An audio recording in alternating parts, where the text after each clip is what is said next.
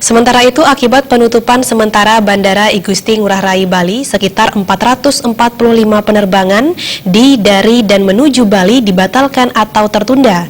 Para penumpang di bandara pun tampak begitu membludak di pusat informasi layanan refund atau pengembalian uang dan reschedule tiket di Bandara Ngurah Rai setempat. Salah satu maskapai penerbangan di Bandara Ngurah Rai menyampaikan, bagi penumpang yang tidak bisa berangkat karena penutupan bandara akibat debu vulkanik Gunung Agung, bisa melakukan proses refund dengan dikenakan potongan 10% dari adanya force majeure. Refund dilakukan dengan batas waktu maksimal 3 hari, dan setelah bukti refund diterima, penumpang dapat melakukan klaim ke pihak agen pembelian tiket.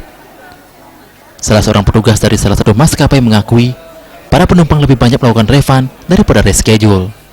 Disampaikannya bahwa para penumpang tertunda keberangkatannya di bandara telah diarahkan ke bagian tiketing untuk dilakukan pengecekan melalui sistem terkait ketersediaan kursi penerbangan jika bandara telah dibuka pada esok 28 November 2017 pukul 7 WITA.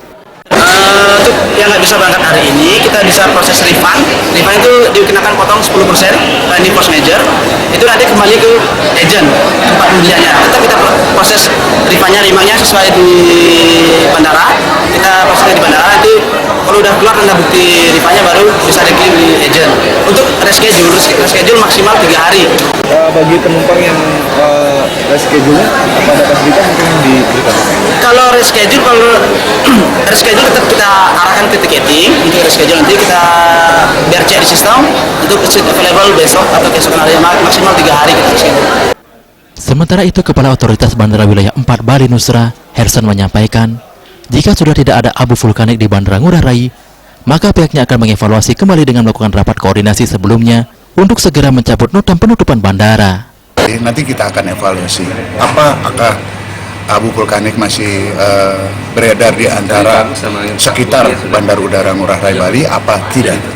Kalau misalnya memang sudah tidak ada, ya tentunya kita akan evaluasi kembali, kita adakan rapat segera untuk pencabutan notem itu sendiri. Mungkin sementara itu.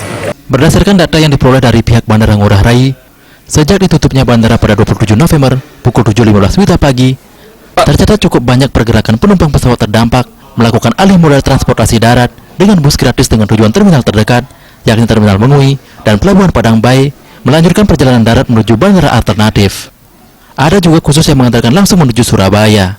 Bus juga tersedia di area kedatangan untuk membawa penumpang kembali ke hotel. Indra Wijaya, Bali TV.